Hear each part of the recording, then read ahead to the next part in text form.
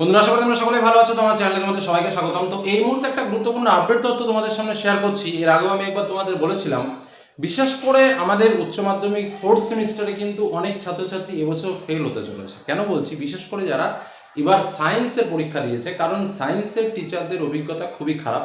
এটা আমরা তোমাদের সামনে বলেছিলাম যে সায়েন্সের এমন একটা অবস্থা যে ছাত্রছাত্রীদের খাতা যখন দেখা হচ্ছে, ন্যূনতম পাস মার্ক দেওয়ার যতই চেষ্টা করা হোক না কেন, তাদের দেওয়া সম্ভব হচ্ছে না। ইভেন আমরা দেখেছি যেগুলো 35 মার্কসের পরীক্ষা হচ্ছে, সেখানে স্বাভাবিকভাবে 11 মার্কস পাস মার্ক থাকলেও সেই পাস মার্ক ওঠাতে গিয়েও ছাত্রছাত্রীদের খাতায় নম্বর দেওয়ার মতো জায়গা নেই। শত খাতা বারবার চেকিং করে একটু নরম দৃষ্টিতে দেখেও খাতাতে 2 মার্ক পর্যন্ত ওঠানো সম্ভব হচ্ছে না। তোমরা অবশ্য এই নিয়ে বিভিন্ন পত্রপত্রিকায় ইতিমধ্যে দেখেছো, আমরাও দেখেছি।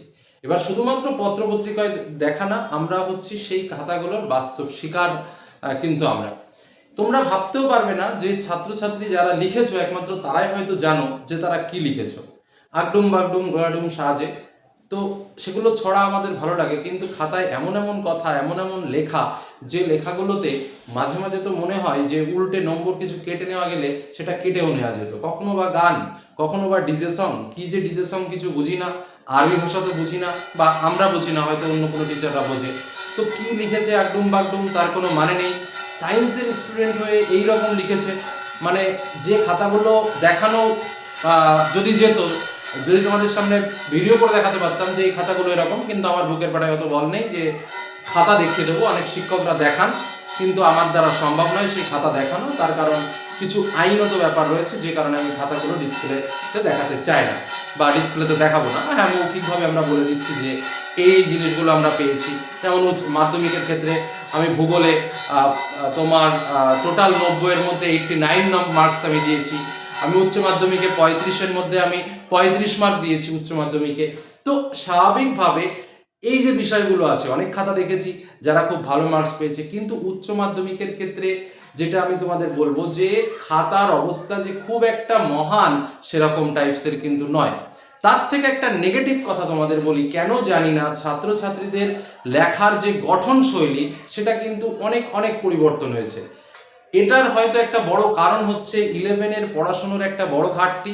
তার সঙ্গে এমসিকিউ টাইপের প্রশ্ন করে, থার্ড সেমিস্টারে যখন তোমরা এমসিকিউ টাইপের প্রশ্ন করেছো, তারপরে যখন ফোর্থ সেমিস্টার পরীক্ষা দিতে গেছো, তখন যে কিভাবে একটা বড় কোশ্চেন লিখতে হয়, সেই লেখার অভ্যাসটা বা সেই লেখার প্যাটার্নটাই মনে হয় তোমরা ভুলে গেছো।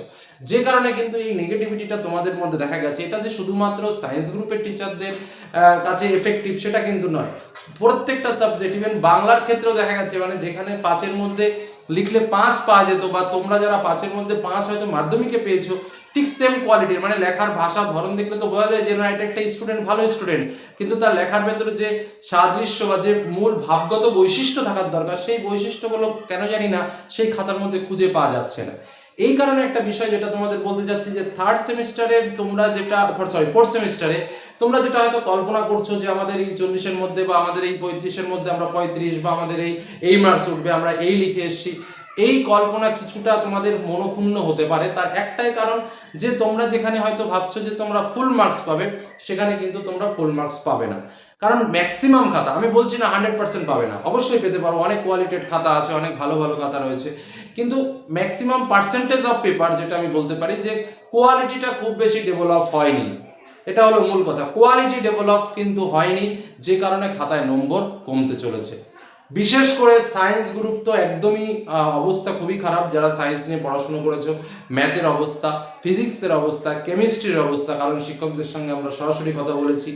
আর্টস গ্রুপের ক্ষেত্রে আমরা দেখেছি যে পাস করেছে, ফেল করেছে যে সেটা আমরা বলছি না।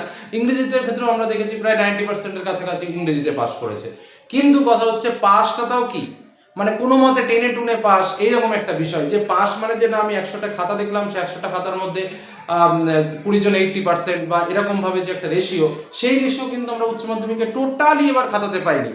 যে কারণে তোমাদের একটা কথা বলতে বাধ্য হচ্ছে, আমরা যখন রেজাল্ট বেরোবে, স্বাভাবিকভাবে আমরা দেখতেই পাবো যে আমাদের রেজাল্টের এর আগের বছরগুলোতে যেভাবে উচ্চ মাধ্যমিকের রেজাল্ট আমরা পেয়েছি, কারণ আমরা আগে দেখেছি উচ্চ মাধ্যমিকের রেজাল্টের ক্ষেত্রে সেকেন্ড ডিভিশনের সংখ্যা তুলনামূলকভাবে ফার্স্ট ডিভিশনের থেকে কম। অর্থাৎ ফার্স্ট ডিভিশনের সংখ্যা বেশি, সেকেন্ড ডিভিশনের সংখ্যা কম, বা থার্ড ডিভিশনের সংখ্যাটা ঠিক আছে। এবার কিন্তু উচ্চ মাধ্যমিকে সেই গতানুগতিক যে রেজাল্ট, অর্থাৎ প্রচুর প্রচুর প্রচুর প্রচুর ফার্স্ট ডিভিশন, সেই জায়গাটা কিন্তু থাকবে না। এটা আমাদের নর্মাল ক্যালকুলেশন। কারণ হ্যাঁ, ফেল করবে না, কিন্তু পাশের যে ধারাটা, অর্থাৎ হ্যাঁ আমি পাস করেছি, এই যে জায়গাটা, এটা অ্যাভেলেবেল থাকবে। কিন্তু আমি যে একটা ভালো মার্কস নিয়ে পাস করেছি, সেই বিষয়টার প্রচুর প্রচুর ঘাটতি হবে এবারের উচ্চ মাধ্যমিক পরীক্ষায়। এই ঘটনাটা কিন্তু তোমাদের হবে। তবে হ্যাঁ, একটা কথা বলে রাখি, যে যেমন লিখেছো, যে যেমন রিফ্লেক্ট দেখিয়েছো তোমার নিজের পেপারে, সে স্বাভাবিকভাবে তেমন নম্বরই পাবে। তবে কিছু কিছু জায়গায় খুব খারাপ লাগছে, কিছু কিছু ছেলেমেয়েদের জন্য খুব খারাপ লাগছে। কারণ যখন বিশেষ করে আমরা যারা খাতা দেখি, আমরা শিক্ষকরা যারা রয়েছেন বা বেশিরভাগ শিক্ষকদের সঙ্গে আমরা কথা বলে যতটুকু দেখেছি, তাদের একটাই কথা যে আমরা সবসময় চেষ্টা করি যাতে ছাত্রটা একটা ভালো মার্কস পায়, ছাত্রটা যেন একটা ভালো মার্কস পায়। আমরা চেষ্টা করি যে কোনো জায়গার যদি একটু নরম দৃষ্টিতে দেখেও যদি সেখানে নম্বর দিয়ে তাকে পাস করিয়ে দেওয়া যায়। ইভেন গভর্নমেন্টও যেটা চেষ্টা করে যে না, যদি কখনো 3-4 মার্কের ঘাটতি থাকে, তখন যাতে 3-4 মার্ক গ্রেস দিয়ে তাকে পাস করে নেওয়া যায়। অর্থাৎ তোমাকে যে বসিয়ে রাখবে, তোমাকে যে এয়ারল্যাপস করে দেবে, এই টার্গেট যারা খাতা দেখেন তাদেরও নেই, ইভেন কোনো গভর্নমেন্টও নেই, বা গভর্নমেন্টেরও নেই, বা আমাদের উচ্চ মাধ্যমিক শিক্ষা সংসদ তাদেরও কিন্তু নেই। অর্থাৎ খাতা দেখাটা সবসময় তোমাদের দিক হয়েই দেখা হয়। মানে যেমন আগে একটা কথা ছিল যে আম্পায়ারিংটা ব্যাটিং এর দিক থেকে হয়, তো সেই বিষয়টা হচ্ছে তাই। খাতা দেখাটা সবসময় ছাত্রদেরকে ফরফিট দেওয়া হয় যে তারা যেটা করেছে সেটা ঠিক করেছে, এইটা ভেবেও কিন্তু তোমাদের অনেক অনেক জায়গায় নেগেটিভিটি আসে। তো যাই হোক, রেজাল্ট যখন বেরোবে আমরা তখনই সমস্ত কিছু পরিষ্কার দেখতে পাবো। হ্যাঁ, তবে যে যেমন পরীক্ষা দিয়েছে সে তার থেকে বেশি নম্বর পাবে, এটুকু বলতে পারি। কিন্তু গতানুগতিক ধারায় বা এর আগে যেভাবে আমরা দেখেছি প্রচুর পরিমাণে হাই লেভেলের একটা মার্কস, সেই রকম মার্কস আশা করি এবার খুব একটা সেরকম দেখতে পারবো না। হ্যাঁ, তবে পাশের হার সেটা কিন্তু কমার সম্ভাবনা খুব একটা নেই।